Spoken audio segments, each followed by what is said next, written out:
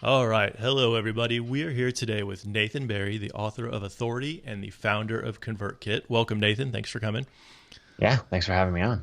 Can you give a little quick overview of ConvertKit, how it came about, and where you are now? Yeah, so ConvertKit's an email marketing platform for professional bloggers. So you could think of it as the power of Infusionsoft, but easier to use than MailChimp. So kind of having that hybrid world of great automation and sophisticated features, but pared down to exactly what bloggers and content creators need. So as far as where we're at now, we're at 25 full-time employees. Um, been at it for almost 4 years now, and hopefully this week we'll cross 500,000 in monthly recurring revenue. So Nice. I'm trying to get that in right before the end of the year. Yeah. And then as far as the early days, my background is in blogging and then writing books. And even before that, my background's in user experience design. And so I wrote a couple of books and was surprised to learn that email marketing was the most powerful way to sell those books. And so those books were self-published, sold on my site, and they did great. And I expected Twitter and Facebook and Instagram and all these hot, sexy new platforms to drive the revenue, and it just wasn't the case. Like email was where the sales happened, and I told that to friends who were, had been in marketing for a long time, and they were like, "Uh-huh, like we've known this since 2002. Like, good job, welcome to the party. I thought said you knew what you're doing with marketing." Um, and so I just kind of became obsessed with email marketing and all the best practices. But I was using MailChimp at the time, and every time I went to implement a best practice, it was just frustrating. Yeah. Like I felt like I was fighting against the tool rather than someone saying, hey, we know the best practices and we built the tool with those in mind. And so, like, best practices by default. And so I'd spent all this time writing books, and I wanted to get back into software because that's where my roots are. And so I thought, okay, I'm going to start a SaaS application. Let's dive into that world, and that ended up being ConvertKit, and that was started January 1st, 2013. Right on. So, obviously, you've had some great success lately. ConvertKit's really taken off, but it wasn't like that all of the time. When it first launched, it was more of a struggle, and it took some time for it to really get traction. Can you, I guess, talk a little bit about those early days and kind of the stepping stones that got you to the point where it took off? Yeah, so I actually didn't start with the idea of I want to start an email marketing company. I started with the idea of I want to start a SaaS company. Who cares what it is? I just want to make this switch from ebooks and that category of digital products to software, and mainly for the recurring revenue. Call it 70% because I wanted recurring revenue, and 30% because I wanted a new challenge. Um, and so I actually started something that I called the Web App Challenge, and I did it publicly on my blog, and you can still go back and read the Yep. blog posts. And I just said, hey, my goal is to go from today, which was actually December 31st, 2012. I gave myself a day early to start the challenge, and my goal is to go from today of not having an idea or even knowing what I'm going to build to 6 months from now having a SaaS app making 5,000 a month in recurring revenue. And I knew it would be hard, but I'd just come off some really successful ebook launches, and so I seriously underestimated the difficulty of pulling that off. Because in a book launch, I could do $25,000 in a day, um, and like $50,000 in a month. And so I thought, like, how hard could it be to get 5,000 in recurring revenue? It turns out very hard. And so, but I was naive and I embarked on this challenge. And partway through, like in the first week or so, I decided that ConvertKit, an email marketing platform, was what I was going to build. Um, when the other requirement was that I could only put in $5,000 of my own money. And the reason for that was I'd seen lots of people come off one success and have money and then pour all of that into the next thing. And they Yeah. didn't actually have to talk to customers because they didn't need money in the short term. And I didn't want to take $50,000 or potentially more that I just made over here and squander it all in like experimenting with software, especially because it's so easy to do. So my rule was that other than that 5 grand, it had to be customer funded through pre-sales because I figured then I have to talk to people. I have to get customers and I have to like, hopefully that'll help me find product market fit faster. Um, to fast forward a little bit over those 6 months, we got to about $2,100 in MRR. So I, I mean, I think a reasonable goal would have been like 2,500 maybe to get to over that time period with my knowledge and expertise and capabilities. Um, and I tend to set decently big goals for myself, and I usually hit them by about like hit right about the 50% mark. So that was par for the course for me. Um, but then after that, like after that initial 6 months, we didn't. We basically just maintained that 2,100 a month, and I would work on it, but it wasn't really growing. It's really hard to sell recurring versus selling like a one-off Yeah. payment, especially when you're not like, hey, buy an ebook, and someone's like, cool, I can own an unlimited number of ebooks.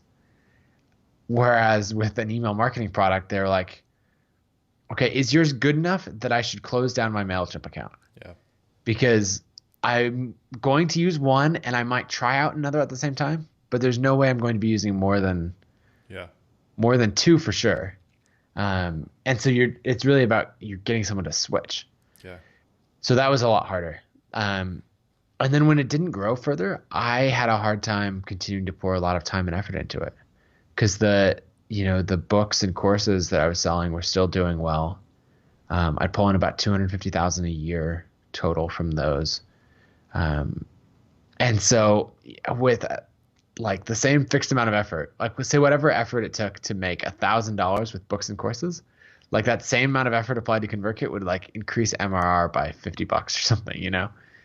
And so it was so hard to focus on the hard long-term revenue when there was easy short-term revenue. And so we effectively just stayed flat for uh, after that for the next year and a half or so after that first 6 months. Through all of that, did you ever consider just giving up on ConvertKit or just kind of letting it flounder on the side and focusing on the books? Or was it always at some point I'll figure it out kind of optimism there?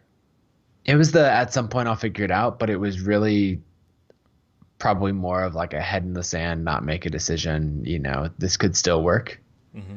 rather than there being an actual plan or how I'm going to make it work. It's like sitting there and waiting for your software product to take off and to go viral or something like that. Like something will happen. There will be some tipping point though. And if I just hold on long enough, working on it 10 hours a week or something while doing my other things, then at some point it'll work out. And that some point never came. How many different things would you say you tried, and kind of what different things did you try during that time? Yeah. It was probably like 4 or 5 different marketing strategies. I tried going after different audiences. I tried um, making, and I actually gave a talk about this one. I tried making the way I sold ConvertKit more like the way you would sell an info product. So, Mm-hmm. like info products are often sold with an open and closed launch or a discount period for a certain time. So there's urgency. They're often sold more upfront, so it's not a small recurring amount. It's more of a commitment. And so I tried that with ConvertKit, where I launched something called the ConvertKit Academy, where I'd open up 10 slots a month, and it was $300. So you're paying for a year of ConvertKit upfront, and then it included all this training and all this help, and so I could do that launch, and it worked okay. But I mean, the 10 slots a month, I set the number that low because that's all I thought I could sell. And there were months that I didn't even sell those 10. Yeah. And then with the churn from other accounts dropping out and it just not being enough money put into it to make the product better. Like it was just in this awkward place where you couldn't really put more time into selling it because the product was mediocre. And didn't have the features they needed, but also because there weren't customers, then you couldn't really, there wasn't money to build out more functionality. Yeah. And so it just sat in this really awkward place. So, how hard is it to not just give up? Either not by necessarily shutting it down, but just saying, okay, at what point, when you try that many different things and none of them are significantly changing the situation for you, after each one, was there a point where you were a little closer to just saying, all right, I picked the wrong thing, I'm chasing the wrong rabbits here? Like, how did that play out? Yeah, I don't think I had that much clarity with it. I think I was looking really short term and saying, oh, bummer, this isn't working. And I didn't really look at it holistically and say like, wow, I've worked on this for 18 months and this is where we're at. Yeah. Like I didn't have that approach to it, and maybe that's good. Well, no, it's not good actually, because like that's how you can just coast on a project and be like, yeah, I'm working on this and we're making traction. But if you don't step back and look like, okay, this is where we're at, and then really look at the amount of effort that you're putting in. So for me, I didn't get that clarity until a conversation with Heaton Shaw from Kissmetrics and Crazy Egg and a bunch of other great SaaS companies. And he and I were at a conference walking back from dinner, and he just stopped and said like, look, Nathan, you should shut down ConvertKit. And I was like, excuse me, what? And he just said, yeah, you're going to be successful at something. You've proved that with the books, and you can build an audience and you can sell. But you're, a year and a half in with ConvertKit. It's not working. Like, it's time to call it, shut it down, move on to the next thing, because you're crippling yourself effectively in, having this project here that's not going anywhere. And it's time you placed a bet and you put work in, and it's time to call it, and then he just like started walking again. And so I was like, okay, as I'm thinking about this, I like take a few quick steps to catch up with him again.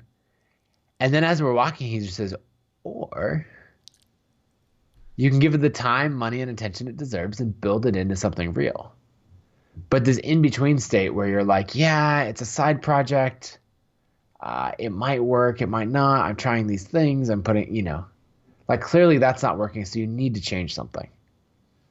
And so that was really the shut it down or double down conversation. And so I think a lot of people with their side projects are probably in a similar place where maybe it gets to 500 a month of recurring revenue. And you're like, well, it's not worth focusing on yet, Yeah. And if it's 500 a month quickly, then you're like, wow, this is exciting. But if you get to 500 a month over the course of a year, then you're actually in this really bad place where it's not a failure because you got customers and they're happy, but it's certainly not a success. And I think that's the worst thing that can happen. It's a really, really tough spot to be in. And that's, for me, like with Sifter, it was those 2 years where I was still working and doing other stuff, and Sifter wasn't making enough to support me. And I was constantly like, where can I cut costs so that I can afford to be on Sifter full time without needing to make other income? And that was probably the most stressful period. But then at the same time, if you quit too early and you don't have the runway or the savings and it's not making enough money, you could end up in a spot where you run up against a wall and you have to go get a job or do something else. So there's that, you're constantly towing the line about, when do I make the leap? Am I close enough? Is it?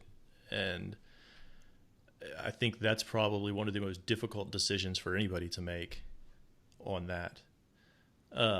So once you did commit, how long did it take for you to realize, okay, this was the right decision? Yeah. So first, I didn't commit right away. I always joke that I did what everyone does when they hear really good advice, and that's to wait 6 months to do anything with it. And because I kind of thought about it and pondered it for quite a while, and then ConvertKit's revenue, as recurring revenue does, I find a lot of people don't know this, but if left alone, it does not continue to recur perfectly. It declines at a pretty steady pace, which is really depressing. But so it declined down to $1,300 a month. And at this point, it wasn't even covering basic costs to maintain it, let alone new development. If anything, it was probably at a point where there was more reason to give up on it than to double down on it. Yeah. So how on earth at that point did you make the decision to double down versus quit? So I decided that I needed a framework to make this decision because I needed to actually make a decision. And I was tired of, for the last year and a half, I've been like, yeah, maybe this will work, maybe not. And I hadn't made a decision as to whether or not I was going to make it work and really put the effort into it. As Eaton said, the time, money, and attention, basically. So the little framework that I came up with was to ask two simple questions. One, do I still want this as much today as the day that I started? Right? Because a lot can change in your life in 2 years or more. And just because you wanted something a couple years ago doesn't mean you still want it now. And if you don't still want it, like that just makes the decision easy, and especially anyone probably getting into building software, they have talent, hopefully, either on the development side or on the marketing side or products, in some way.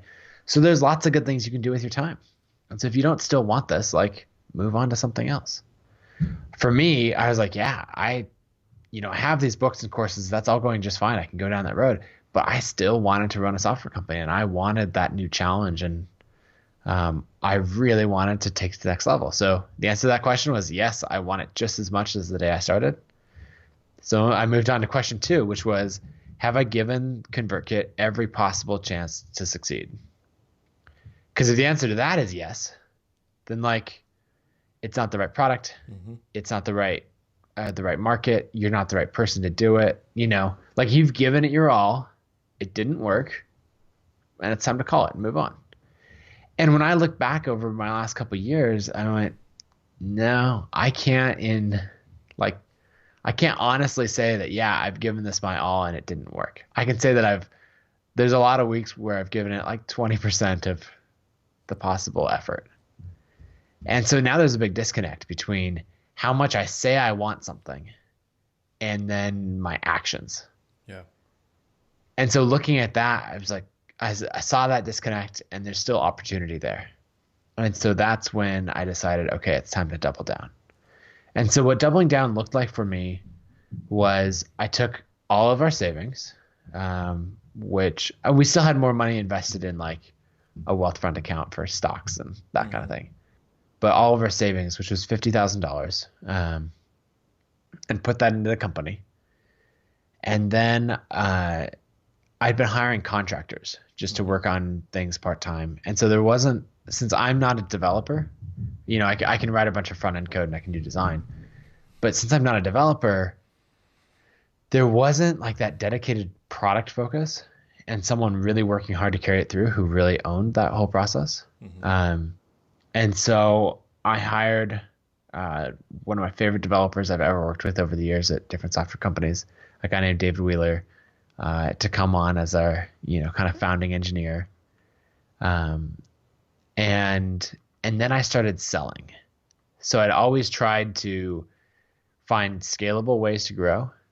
So, content marketing or partnerships or all these other things. And this time I just said, I'm going to sell. And so I made lists of, and we also picked the niche of, at the time it was email marketing for authors. And then we later pivoted a little bit to be email marketing for professional bloggers. But by going after a niche, I was able to make lists of potential customers and then just email them and say, hey, can I get on a Skype call and demo this for you? And just be relentless about selling. So I didn't know, our expenses pretty quickly went up significantly, to about, I think they went up to about $10,000 a month right away, and then gradually climbed to $13,000 a month, on $1,300 a month in revenue. Yeah. And so I was doing the math of, 50,000 declining like this, but revenue, where does that match? Yep. And so I didn't have an exact number of when I was going to call it, of this isn't working.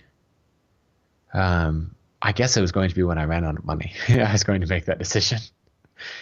But I sold $300 worth of MRR from direct sales that first month. And so we went from 1,300 to 1,600.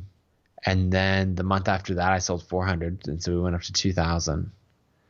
And so that was October 2014. And by March 2015, we were at 5,000 a month in revenue, which was my original goal. It just took a year and a half longer than expected. And then, and we actually did run out of money. And that was a couple months later in May 2015. And we were at about 8,000 a month in revenue, 9,000 a month in revenue, and ran out of money. I considered a bunch of different options. I ended up laying off one person on the team, who was doing customer support and a lot of the other work in there, helping with a lot of the administrative work. And we ended up being able to bring him back on 3 months later. But, that was the thing. I had to cut the expenses from 13,000 down to 9,000 so that we could not go broke. Because during that time, I'd sold off all of my investments and all that kind of thing just to live on. But so we got down pretty low on financially, but never like went really far in the negative. And it just kind of kept climbing from there. And then later things took off.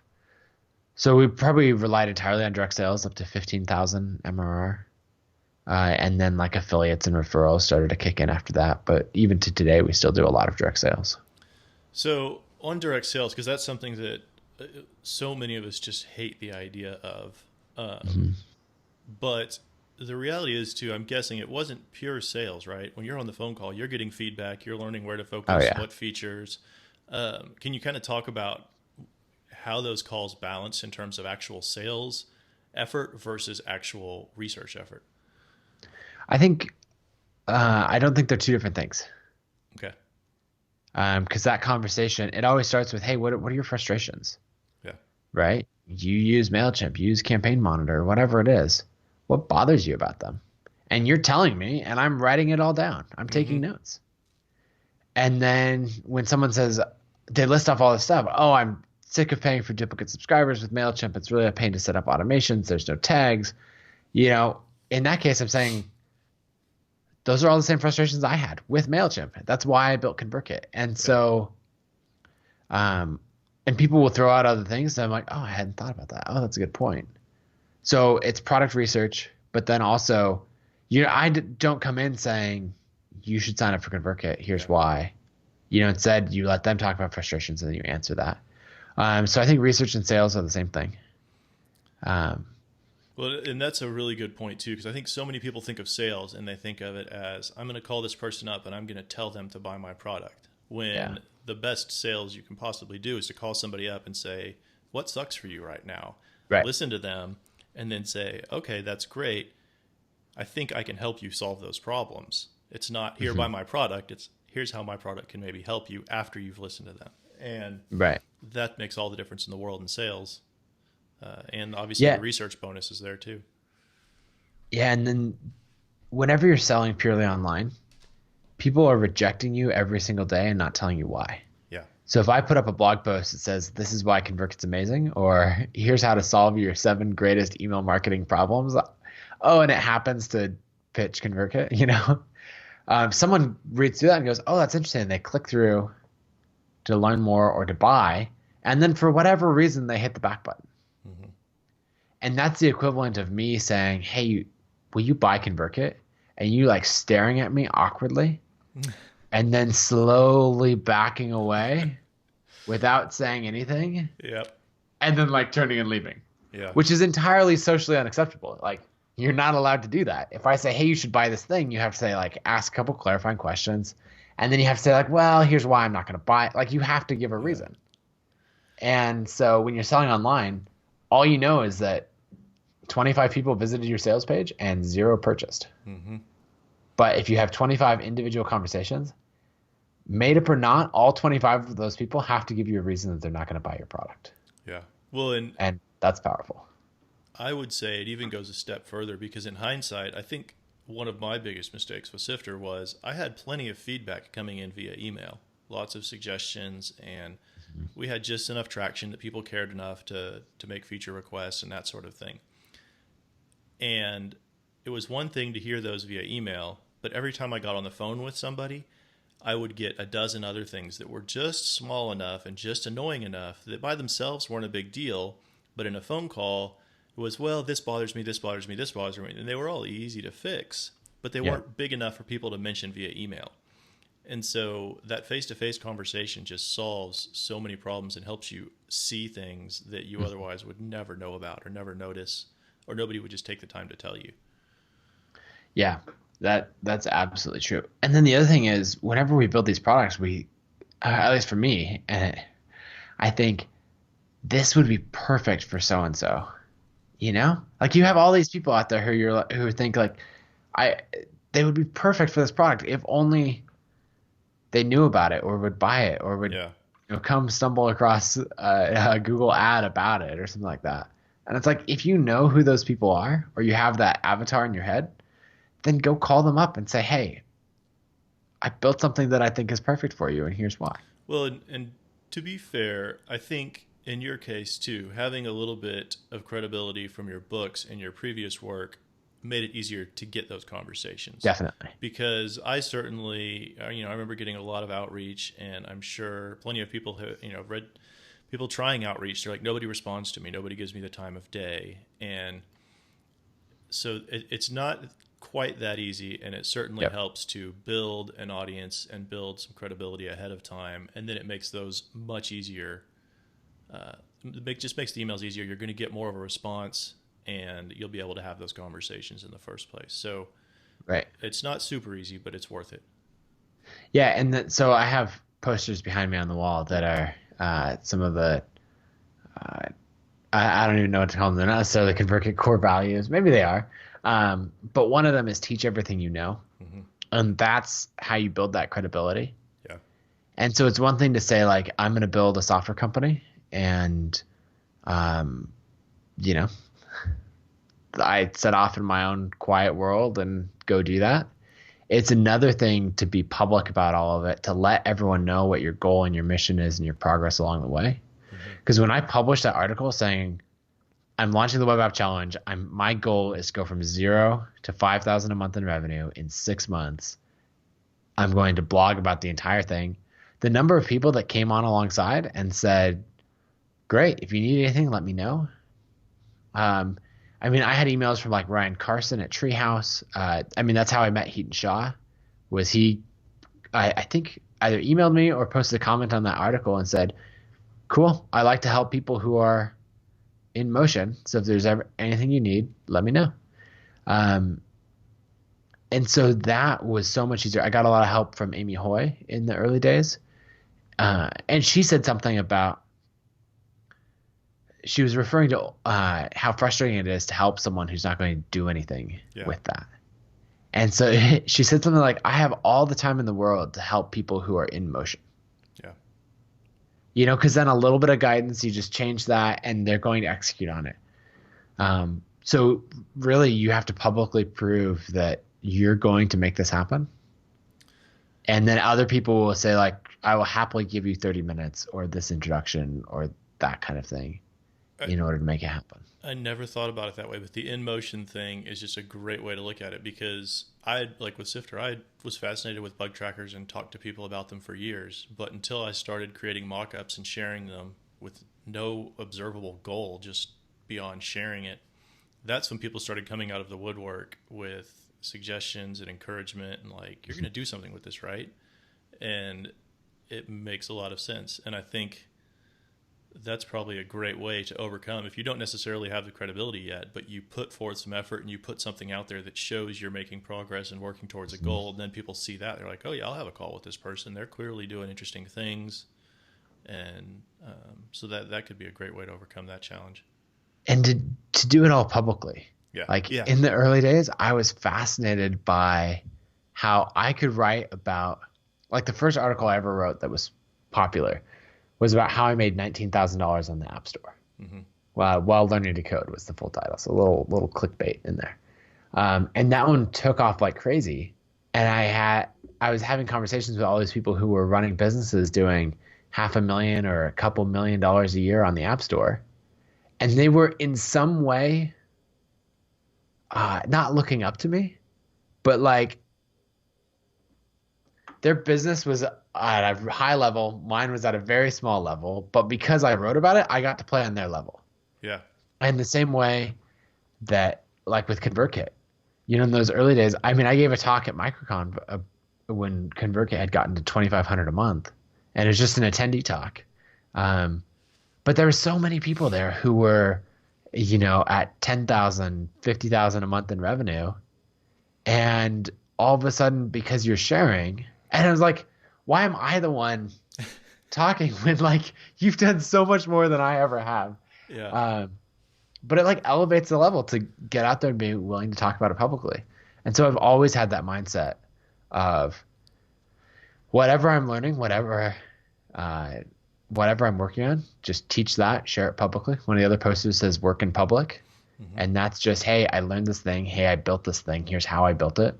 Also, this is where I'm going. And anytime you read an article and someone's saying, this is where I'm going, these are the steps to make it happen, then you just want that person to succeed. Yeah. Well, like there are Kickstarter projects that like I don't care about the project at all, but when someone spells it out of this is what I'm trying to accomplish, this is the story behind it, etc., you're just like, cool.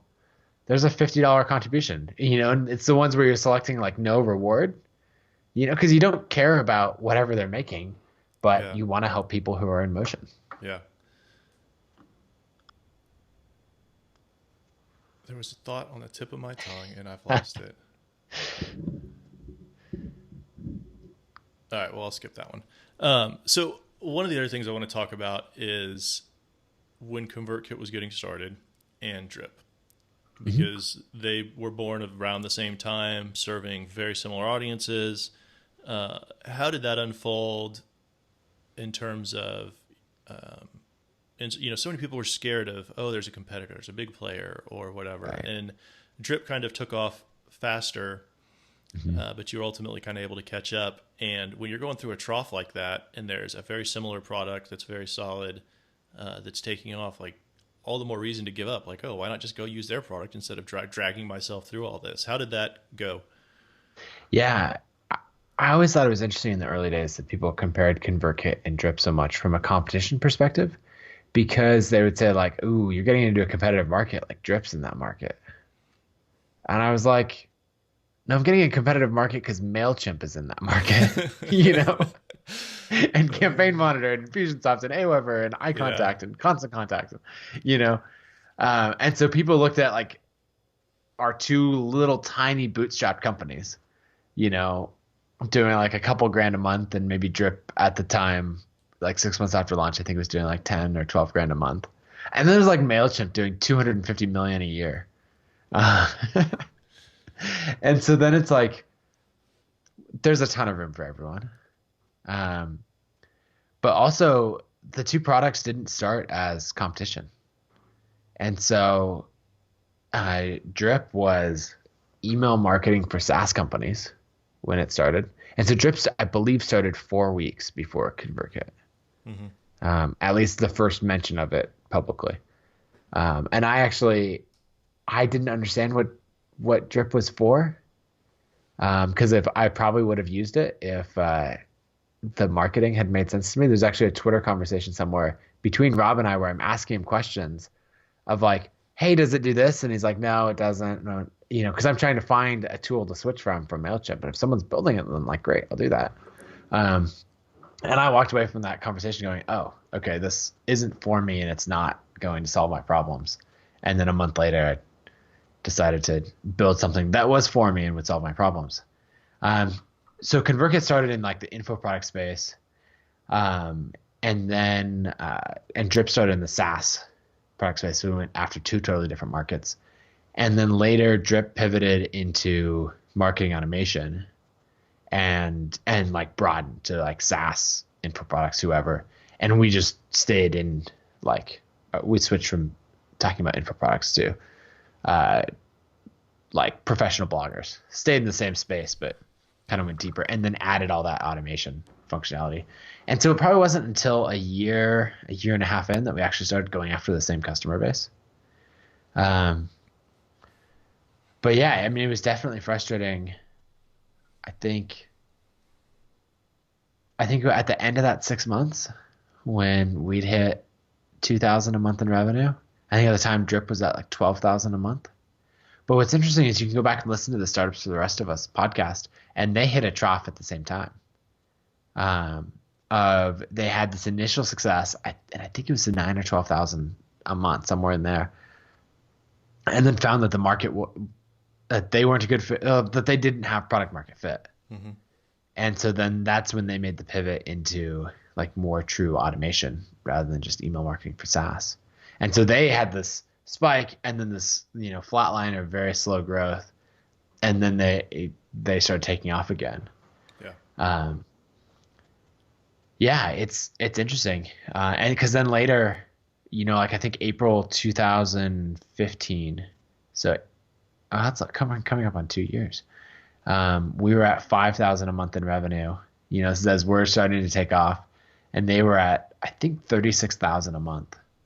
And then from then on, we just, like, our worst growth month was like 18% monthly growth. And we continued that all the way up to a year later. I think we were, like 50,000 MRR larger than them. And who knows what's happened since they've been acquired by Lead Pages. Cause that's like Lead Pages is a big marketing machine. They have 40,000 customers or whatever, and plenty of millions to put behind it. But it's interesting. I think the audience segment plays a big role. We accidentally picked probably one of the best possible markets by going after bloggers because, if I have a small business product and I get you to use it and you love it, you might tell 3 or 4 of your friends like, hey, this thing's pretty great. But if I get a high profile blogger to use it and they love it, they'll tell 100,000 of their closest friends. Yep. And so like our affiliate program's been able to do well, whereas in other industries, affiliate programs don't work. Yeah. Yeah, absolutely. Well, so it's interesting, but I don't worry about drip. I worry about like the bigger products like the MailChimps, or like an active campaign that's has a lot of resources. So. Well, and I love that affiliate marketing has worked well for you when, like you said, so many people are like, oh, we'll just throw in affiliate marketing. But like some things just aren't naturally shareable or don't have an audience that can or will share. And so it's a great example of the fact that just because an idea worked for another company doesn't mean it's going to work for you. Just because an idea didn't work for another company doesn't mean it's not going to work for you. And I think sometimes, I know I always struggled with that was, oh, well, that's not going to work because so-and-so tried it and it didn't work. It's like, well, how did they try it? Are they in the right industry? The same audience, the same, there's so many variables that can really affect which tactics are successful. One of the other questions, now that you're bigger and it happened quickly, I mean, basically 2 years, is there anything you miss from the days that ConvertKit was smaller? Oh, I don't think so. Really? Let's see, things that I miss. Probably being more embedded in the product and working on that side of it because my background is in design and user experience. Though I've actually spent the last 2 months leading our engineering team and being very heavily involved there. And so that's been a lot of fun. But there's an in-between time where I just wasn't very involved in that process. I was very heavily on the sales and marketing and growth side of things.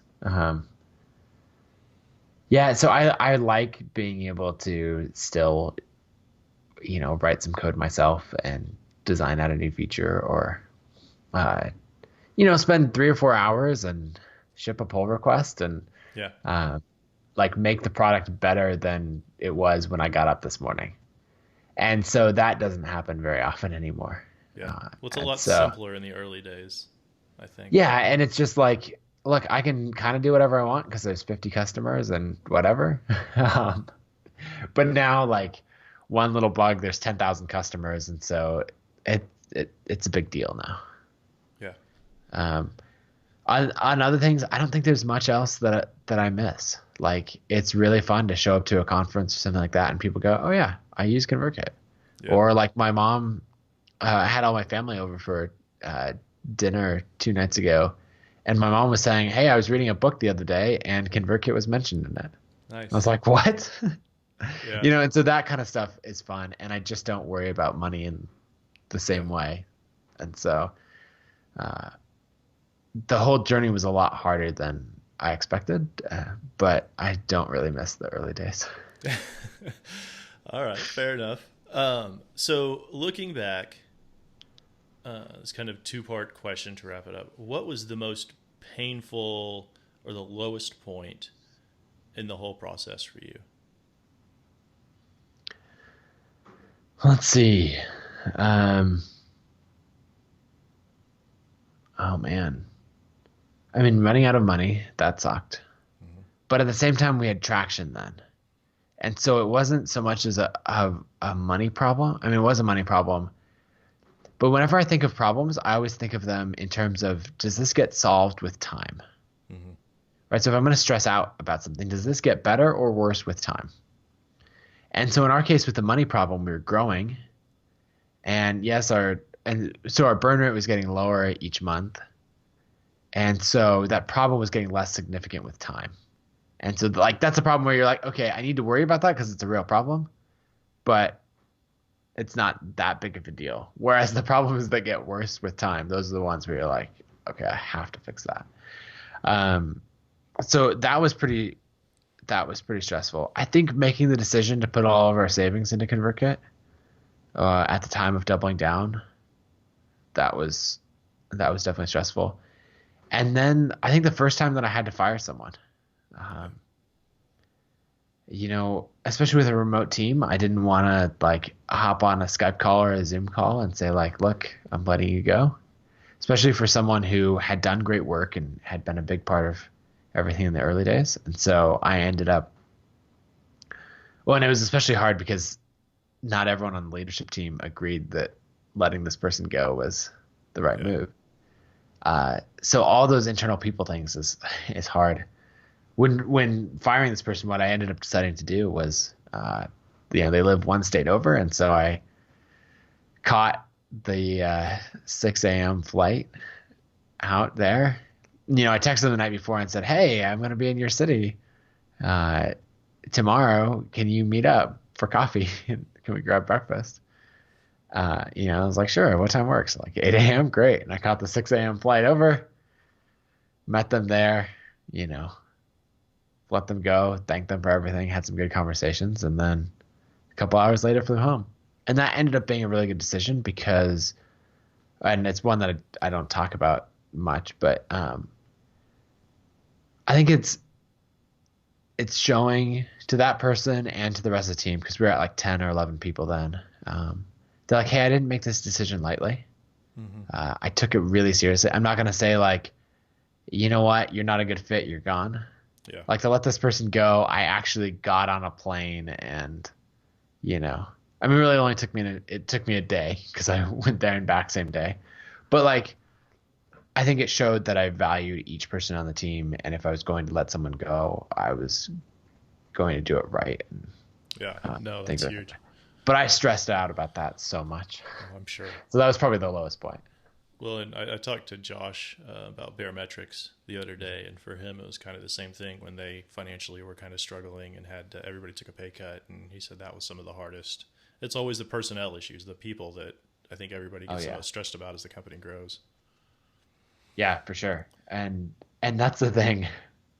I was talking to Jason Cohen from WP Engine, and they're at 450 employees now. And I was in Austin, and I, went to their office to meet with Jason and just hang out and catch up because, I'd met him years before at MicroConf and like right when ConvertKit was starting. And he just said like whatever people problems you have at 10 employees, the ratio stays the same, of problems per employee.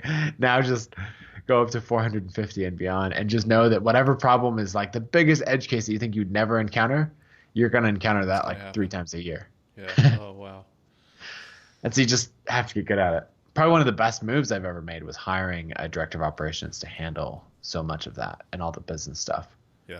Um, so, so yeah, it's been quite the journey, but it's fun to be at the stage where we're at Yeah. and to have the momentum. So then the one final question, which oftentimes pivots off of that, but this may not. If you could go back and tell yourself, what is this now? Almost 3 years ago total? Yeah, almost 4. Almost 4 years ago. So what would you tell yourself to do differently? Yeah, to double down sooner. Like to realize that I'm in this in between state of I haven't given up, but I'm also not serious about it. And I'm not working hard to make it work and giving it my all. And you can give something your all even if you only have 20 hours a week. Yeah. Um, you're working full time on this and it's a side project, and I just wasn't.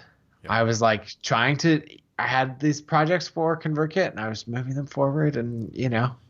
So at whatever pace. it's not necessarily quit your job and take a leap of faith so much as if you've got free time, give it all your free time and, put yourself into it. Yeah, and take it really seriously. And so I wish I would have asked that question, those two questions of do I still want this as much today as the day that I started? And have I given this every possible chance to succeed? Mm-hmm.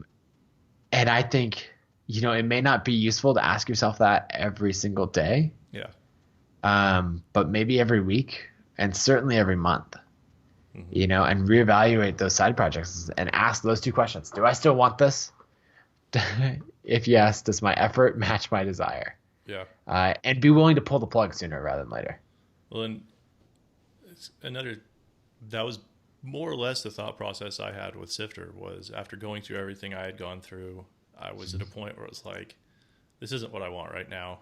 I can see myself wanting to do this again someday, but right now this is just not, my heart's not in it anymore. Like I was in a totally different place and it wasn't anything to do with Sifter. It was just, I was so mentally and physically in a different place. And then that's basically what I had to do was ask myself, like, am I really doing the right thing or am I just continuing this because, I've been doing it for so long, I'm not going to consider anything else. And it turned out that's kind of what I was doing. So, Yeah, and it's not about some particular like I built a SaaS company badge of honor. It's like, what do I want? yeah, Because we're all skilled, talented people. We can all pay our mortgages through a handful of different ways. Like yeah, you have any experience in software, like you can pay your rent. yeah, And so it's really about what do I want? What makes me happy? What do I want to pursue? And go for that. And don't base it on,